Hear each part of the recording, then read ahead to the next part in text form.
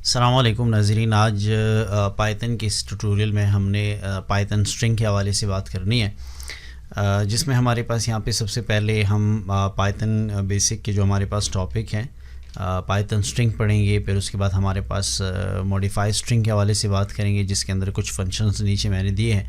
और इसके आगे हमारे पास यहाँ पे स्लाइस स्ट्रिंग है, और इसके बाद हमारे पास यहाँ पे कॉन्कैटिनेट स्ट्रिंग है।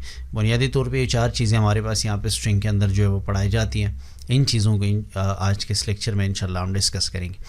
सबसे पहली बात यह है कि हमारे पास यहाँ पे पाइथन जो है वो हम जब समझने की कोशिश करते हैं तो कोई भी एक वेरिएबल हम बनाते हैं, उसके अंदर हम वैल्यूज़ डालते हैं। डबल कोटेशन के अंदर जब हम कोई वैल्यू डालते हैं उसको हम स्ट्रिंग बोलते हैं।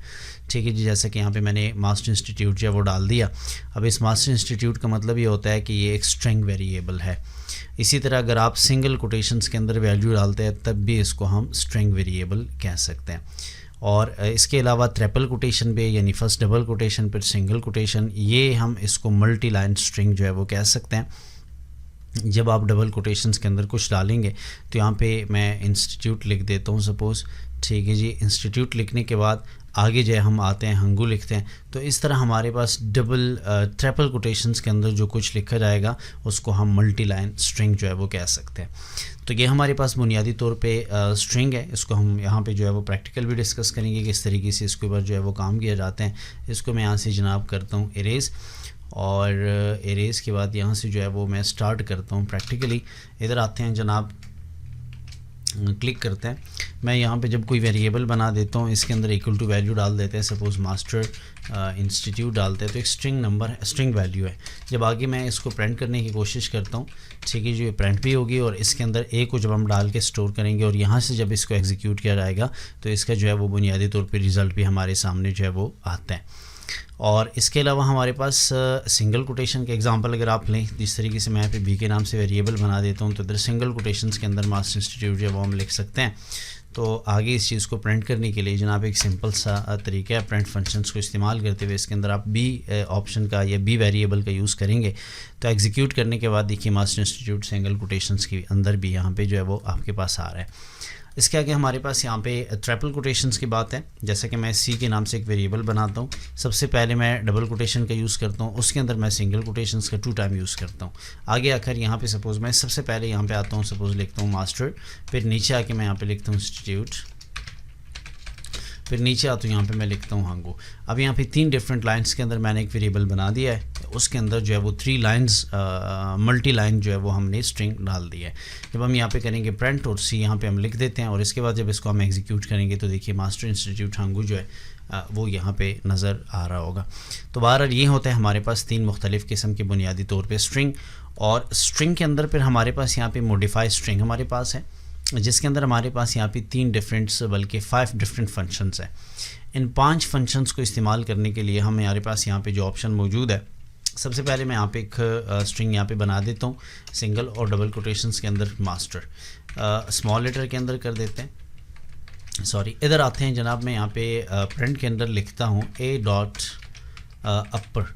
जब अपर फंक्शंस को हम यूज़ करते हैं तो इसको यहाँ पे जो है इसको मैंने स्मॉल लेटर के अंदर लिखा हुआ है। जब इसको हम करते हैं एग्जीक्यूट तो एग्जीक्यूशंस के बाद यहाँ पे जो है वो मास्टर जो है वो अपर केस में नज़र आ रहा होगा। इसी तरह अगर हम कोई वेरिएबल बनाते हैं उसके अंदर स्ट्रिंग वैल्यू जो है वो अपर केस में स्टोर करते हैं और यहाँ पे आके जनाब मैं लिखता हूँ प्रिंट, और प्रिंट के अंदर ए डॉट लोअर लिखते हैं तो यही अपर केस के जो वैल्यू हमारे पास यहाँ पे मास्टर्स के अंदर मौजूद है ये स्मॉल लेटर में जो है वो नज़र आ जाएगी। आप देखें ये लोअर केस में इन्होंने जो है वो कन्वर्ट कर दी। आगे हमारे पास जनाब है रिप्लेस के नाम से, जिससे हम एक वैल्यू भी रिप्लेस कर सकते हैं, एक अल्फ़ाबेट को भी रिप्लेस कर सकते हैं। सपोज़ यहाँ पर मैंने एक वेरिएबल बना के इसके अंदर जो है वो मैंने लिखा मास्टर, एक लफ्ज़ है, यहाँ पे मैं इंस्टीट्यूट दूसरा लफ्ज़ लिख देता हूँ। आगे आकर यहाँ पे मैं लिखता हूँ प्रिंट के अंदर ए डॉट, या इस तरह करते हैं इसके लिए हम एक नया वेरिएबल बना देते हैं बी के नाम से। उसके अंदर जनाब हम लिखता है ए डॉट रिप्लेस फंक्शन को हम यूज़ करते हैं। अच्छा, ओल्ड वैल्यू हमारे पास जो है वो इंस्टीट्यूट है। सपोज़ सिंगल कोटेशन और डबल कोटेशंस के अंदर आपने लिखनी होगी, यहाँ पे आप लिखिए इंस्टीट्यूट, ठीक है, और इसके बाद कॉमा लगा के यहाँ पे न्यू वैल्यू जो है वो आपने लिखनी होगी सपोज अकेडमी। अब इस वक्त जो है यहाँ पे इंस्टीट्यूट लफ्ज़ इसके अंदर मौजूद होना चाहिए। अगर इसकी स्पेलिंग और इसकी स्पेलिंग में फ़र्क है तब भी ये काम नहीं कर रहा होगा। तो नेक्स्ट टाइम जब इसको हम प्रिंट करते हैं तो प्रिंट करने के बाद बी को अगर हम चेक करते हैं तो बी वेरिएबल्स के अंदर वहीं ए स्टोर है, लेकिन रिप्लेस करते हुए मैंने यहाँ पे स्टोर किया हुआ है क्योंकि ए डॉट रिप्लेस फंक्शन का इस्तेमाल किया हुआ है हमने। तो इसके ज़रिए से इंस्टीट्यूट का लफ्ज़ जो है वो एकेडमी में जो है वो कन्वर्ट हो जाएगी। देखिए मास्टरी एकेडमी आपको नज़र आ रही होगी। और यहाँ पे अगर हम ए को डायरेक्ट चेक करने चाहेंगे तो ए का जो रिज़ल्ट आपके सामने आएगा वो मास्टर इंस्टीट्यूट होगा, क्योंकि उसके अंदर ऊपर जो है वो मास्टर इंस्टीट्यूट जो है वो स्टोर कर दिया गया। और यहाँ पे बी के नाम से जो वेरिएबल मैंने बना दिया है उसके अंदर ए डॉट रिप्लेस फंक्शन वहीं इंस्टीट्यूट लफ्ज़ को तब्दील करके एकेडमी के साथ जो है वो हमने स्टोर कर दिया। आगे हमारे पास स्ट्रिप फंक्शन है। स्ट्रिप फंक्शन जो है वो किसी भी स्ट्रिंग के स्टार्ट और एंड का जो स्पेस है उसको रिमूव करने के लिए इस्तेमाल होता है। सपोज़ यहाँ पे मैं एक वेरिएबल बना देता हूँ जिसके अंदर मैं मास्टर इंस्टीट्यूट को स्टोर करूँगा, लेकिन 1 2 3 4 5 स्पेस लगाकर फिर मैं यहाँ पे लिख देता हूँ मास्टर, फिर 1 2 3 4 5 स्पेस लगाते हैं। स्टार्ट और एंड में मैंने स्पेस लगा दिया। अब अगर यहाँ पे सपोज़ मैं डायरेक्ट प्रिंट के अंदर लिखूँ तो भी लिख सकता हूँ, अगर कोई फंक्शन मैं बना दूँ तो भी बना सकता हूँ। यहाँ पे मैं लिखूँगा स्ट्रिप। जब स्ट्रिप फंक्शंस को हमने इस्तेमाल कर दिया, आगे जाके इससे पहले एक बात नोट कीजिएगा, मैं अगर यहाँ पे प्रिंट के अंदर जस्ट प्रिंट लिखूँ, प्रिंट के अंदर ए लिख दूँ तो ए लिखने की सूरत में मास्टर जो आपको नज़र आएगा वो यहाँ से थोड़ा सा जो है वो आगे होगा। मैं जब इसको एग्जीक्यूट कर दूँ, देखिए यहाँ से थोड़ा सा आगे है, विच रिप्रेजेंट के यहाँ पे जो स्पेस हमने दिया हुआ है तो यहाँ पे ये स्पेस ही नज़र आ रहा होगा। अब जब यहाँ पे मैं इसी ए को स्ट्रिप के ज़रिए से जो है वो प्रिंट करना चाहूँ, प्रिंट लिख देता हूँ, ए डॉट स्ट्रिप फंक्शन यूज़ करूँगा। अब अगर इसको मैं एग्जीक्यूट कर दूँ तो देखिए वो स्पेस आपको रिमूव नज़र आ जाएगी। तो ये हमारे पास स्ट्रिप फंक्शन है। लास्ट में हमारे पास यहाँ पे एक स्प्लिट फंक्शन है। स्प्लिट फंक्शन का बुनियादी तौर पे मतलब ये है कि अगर यहाँ पे मैंने कोई वेरिएबल बना दिया है, उसके अंदर एक मास्टर का लफ्ज़ स्टोर किया हुआ है, एक मैंने जो है वो इंस्टीट्यूट का लफ्ज़ स्टोर किया हुआ है। अब अगर यहाँ पे जो है वो मैं चाहूँ कि इन दो लफ्ज़ को मैं अलग अलग जो है वो करना चाहता हूँ, एक हमारे पास ये अलग हो जाए, स्प्लिट हो जाए, और ये अलग हो जाए। इसमें बाय डिफ़ॉल्ट जो स्प्लिट की डेलीमीटर है वो हमारे पास है स्पेस, ठीक। अगर इसमें स्पेस नहीं है तो फिर ये अलग नहीं होगा, ये स्प्लिट नहीं होगा। यहाँ पे अगर मैं एक और स्पेस लगा देता हूँ, सपोज़ हंगू लिखता हूँ, तो अब ये तीन हमारे पास डिफरेंट अल्फाज हो गए। अब यहाँ पे अगर मैं मिसाल के ऊपर प्रिंट यहाँ पे ए डॉट, या इस तरह भी हम लिख सकते हैं, डायरेक्ट यहाँ पे लिखेंगे ए डॉट स्प्लिट फंक्शन यूज़ करेंगे। स्प्लिट फंक्शंस के अंदर इस वक्त आपके पास कोई डिलीमीटर का कोई ऑपरेटर नहीं है, जैसे कि कॉमा हो, स्लैश वगैरह हो, तो हम इसको खाली छोड़ सकते हैं। नीचे आके जब इसको मैं प्रिंट करके ए लिखूंगा तो ए लिखने की सूरत में देखिए बाय डिफ़ॉल्ट इन्होंने यहाँ पे इसको कोई फंक्शन कोई वेरिएबल के अंदर स्टोर करना होगा, जैसे कि मैं यहाँ पे बी के नाम से एक वेरिएबल बना देता हूँ। अब ए डॉट स्प्लिट यूज़ कर दूँ तो स्प्लिट करने के बाद नीचे आकर जो है वो मैं इसको अगर बी प्रिंट कर दूँ तो इंश्योर दैट कि ये स्प्लिट करके आपको दे देगा, जिस तरीके से यहाँ पे आपको नज़र आते हैं। मास्टर को अलग कर दिया सिंगल कोटेशन में बंद करके, इंस्टीट्यूट को अलग किया हम सिंगल कोटेशन में, इसी तरह हंगू को अलग कर दिया सिंगल कोटेशन के अंदर बंद करते हुए। तो ये एक्सप्लेशन है पाइथन के अंदर, ये तरीक़ेकार है, इससे हम किसी भी स्ट्रिंग को स्प्लिट कर सकते हैं। अब दूसरी बात यह है कि यहाँ पे अगर मिसाल के हम स्पेस को कर दें ख़त्म, इस वक्त अगर मैं इसको कर दूं एग्जीक्यूट तो वो स्प्लिट नहीं होगी, क्योंकि पूरा एक स्ट्रिंग आपको यहाँ पे नज़र आएगा। स्प्लिट फंक्शन अपना काम कर रहा होगा। यहाँ पे देखिए इन्होंने एक स्क्वायर ब्रैकेट्स भी दिए है और साथ सिंगल कोटेशंस भी दिए है, लेकिन बहरहाल इन्होंने स्प्लिट के ज़रिए से अलग अलग मास्टर को अलग करके, इंस्टीट्यूट को अलग करके इस तरह काम नहीं किया। मैं यहाँ पे अगर कोशिश करके यहाँ पे मैं स्पेस कॉमा लगा दूँ, इंस्टीट्यूट के बाद भी कॉमा लगा दूँ, तो अब अगर यहाँ पे मैं इसको स्प्लिट कर दूँ तब भी कोई स्प्लिशंस इनके दरमियान नज़र नहीं आती। इसका तरीका यह है कि स्पेस के अलावा अगर आपके पास कोई और डिलीमीटर है स्प्लिट करने के लिए, तो उसको यहाँ पे जो है वो सिंगल कोटेशंस के अंदर बंद करके कॉमा देना होगा था। यहाँ पे हमारे पास अभी कॉमा है तो मैंने कॉमा दिया, अगर कोई और ऑपरेटर है तो यहाँ पे कोई और भी दिया जा सकता है। मैं अब अगर इसको एग्जीक्यूट कर दूँ तो देख सकते हैं यहाँ पे बाकायदा फिर दोबारा वहाँ पे मास्टर को अलग स्प्लिट किया, इंस्टीट्यूट को अलग करके हंगू को जो है वो अलग स्प्लिट कर दिया गया। तो ये हमारे पास बुनियादी तौर पर ये चीज़ मौजूद है इस स्ट्रिंग के अंदर। आगे हमारे पास स्लाइसिंग का ऑप्शन है, ये बहुत इंपॉर्टेंट है। इस ऑप्शंस के अंदर कुछ चीज़ें नोट करना इंतहाई ज़रूरी है। मैं थोड़ा सा यहाँ पे आपको जो है वो इधर से समझाने की कोशिश करता हूँ स्लाइस ऑप्शंस के बारे में। यहाँ पे देखिए कह रहा है कि मतलब slicing you can return a range from character by using the slice syntax. ठीक है जी। अब यहाँ पे बुनियादी तौर पे याद रखिएगा, हमारे पास यहाँ पे एक तो कॉलन का इस लफ्ज़ इस्तेमाल हुआ होगा। सपोज़ यहाँ पे मैंने एक बी हेलो वर्ल्ड के नाम से एक पूरा स्ट्रिंग बना दिया है। प्रिंट के अंदर मैं बी को कॉल करता हूँ, फिर मैं कहता हूँ कि जनाब 2 से लेकर 5 कैरेक्टर तक जो है वो हमें ये स्ट्रिंग जो है वो शो होनी चाहिए। 2 का मतलब ये होता है, यहाँ पे मैंने जो 2 लिखा हुआ है तो इसका मतलब है कि 0, ये ई जो है वो 1 है, ये पहला वाला एल जो है वो 2 है। यहाँ से स्टार्ट होगा 3, 4 एंड 5। तो ये 3 चीज़ें हमारे पास जो है वो यहाँ पे प्रिंट के ज़रिए से जो है वो शो होनी चाहिए। अब यहाँ पे एक बुनियादी पॉइंट जो वो यहाँ पे आपके पास होना चाहिए, ये हम इंशाल्लाह उसके अंदर भी यूज़ करेंगे, लेस्ट के अंदर भी, वहाँ पे थोड़ा सा अलग इस्तेमाल होता है। इधर जो है ये वाली जो वैल्यू हमारे पास होती है ये स्टार्ट वैल्यू होती है, और ये 5 हमारे पास जो होती है वो एंड वैल्यू होती है। यानी मतलब ये मैं अगर इस तरह कर लूँ तो इसका मतलब ये होगा कि 2 से हमने स्टार्ट करना है, 5 तक हमने लेके जाना है, ठीक है जी। तो ये हमारे पास बुनियादी तौर पे एक तरीक़ाकार। नीचे आके हमारे पास एक दूसरा तरीका ये है कि कभी कभार ये स्टार्ट इसका खाली होगा। जब इसका स्टार्ट खाली है तो इसका मतलब है कि मैंने स्टार्ट 0 से करना है, ठीक है जी। इसके अलावा इसका एक तरीका यह है कि स्टार्ट इसका मौजूद है और दूसरा हमारे पास ये खाली है। तो इसका मतलब ये होगा कि हमारे पास स्टार्ट तो आपने यहाँ से करना है, लेकिन एंड तक मुझे पूरा ये स्ट्रिंग आपने दिखाना है। अब जब यहाँ पे हम आते हैं तो इसका एग्जांपल कुछ यूँ ले लीजिएगा कि सपोज़ यहाँ पे मैं सपोज़ इसको इरेज़ करने की कोशिश करता हूँ। यहाँ पे थोड़ा बहुत जो कुछ बाकी है इसको हम करेंगे इरेज़, और यहाँ पे अगेन कंट्रोल शिफ्ट पी को प्रेस करते हैं ताकि पेन जो है वो एक्टिवेट हो सके।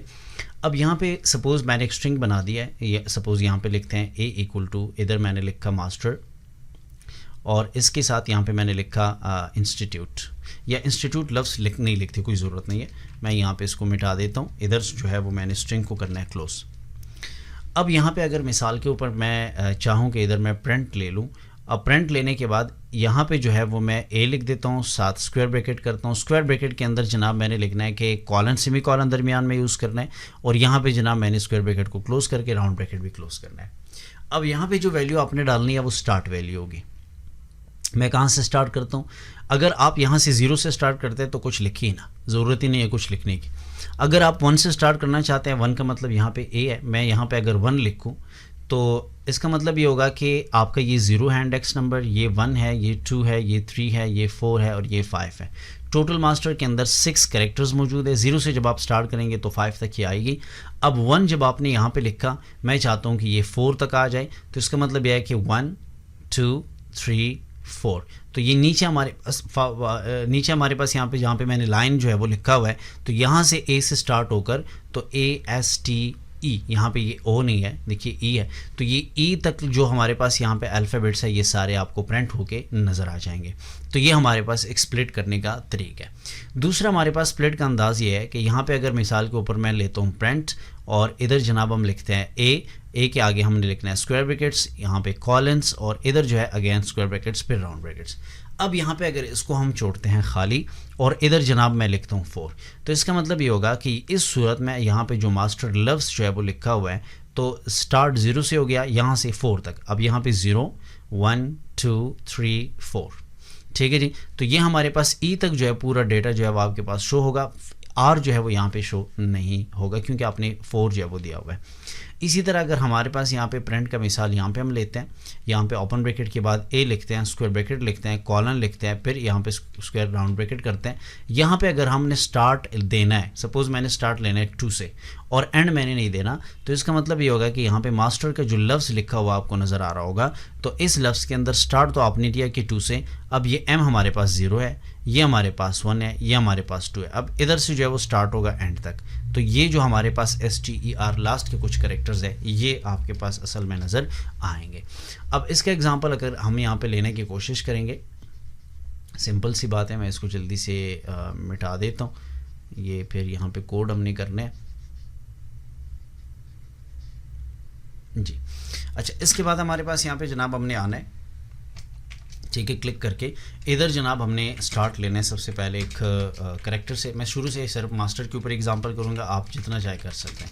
मास्टर लफ्ज़ लिखने के बाद यहाँ पे मैं प्रिंट करता हूँ, ए लिखता हूँ, स्क्वायर ब्रैकेट करता हूँ, कॉलन इसके दरमियान लिखता हूँ।